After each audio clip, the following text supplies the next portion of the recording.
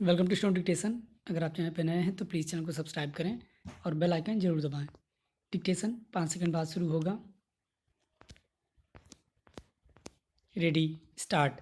अध्यक्ष महोदय, मैं कल कह रहा था कि वित्त मंत्री जी ने जिस संदर्भ में यह बजट प्रस्तुत किया है और जिन परिस्थितियों की पृष्ठभूमि में वित्त मंत्री का भार संभाला है, उस दृष्टिकोण से यदि इस बजट को देखें तो हम इस परिणाम पर पहुँचेंगे कि वित्त मंत्री जी ने निश्चित तौर पर ऐसा काम किया है जिसके लिए वे धन्यवाद के पात्र हैं। उन्होंने देश की अर्थव्यवस्था को सुधारने के भार को लेकर उसमें सफलता प्राप्त करके देश की बिगड़ती हुई आर्थिक दशा को सुधारा।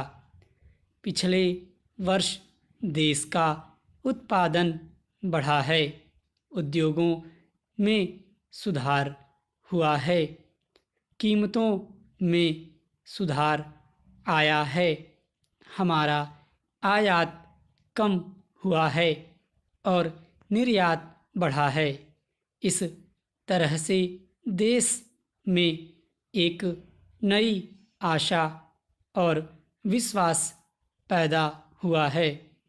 इस वर्ष के बजट द्वारा भी उन्होंने पिछले वर्ष के कार्यक्रम को जारी रखने की कोशिश करने का प्रयास किया है। मुझे इसमें कोई संदेह नहीं है कि इसमें भी उनको सफलता मिलेगी। उन्होंने देश के आयात निर्यात के बारे में जो कदम उठाए हैं उनसे निश्चय ही हमारे विदेशी व्यापार का संतुलन सुधरेगा।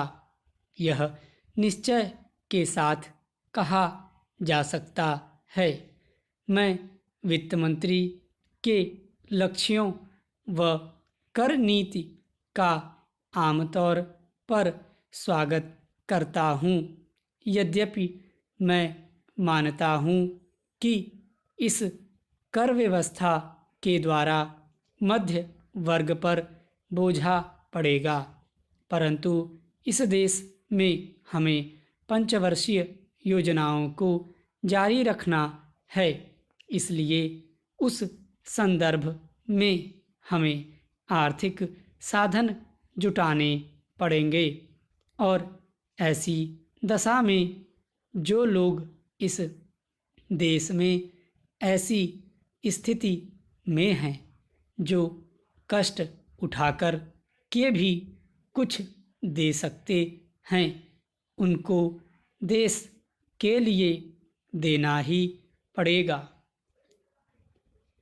इसलिए वित्त मंत्री जी के इन कदमों का भी मैं स्वागत करता हूँ, परंतु साथ ही मैं नम्रतापूर्वक यह अवश्य कहना चाहता हूँ कि वित्त मंत्री महोदय ने किसानों पर जो भी नए कर लगाए हैं उनके ऊपर वे फिर सोचें।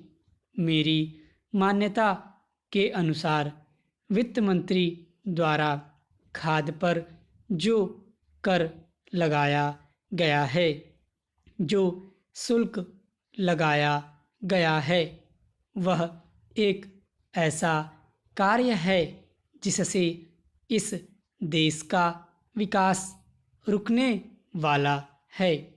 उन्होंने अपने बजट भाषण की भूमिका में कृषि संबंधी कच्चे माल के उत्पादन के लिए पूंजी लगाने की आवश्यकता पर जोर दिया है।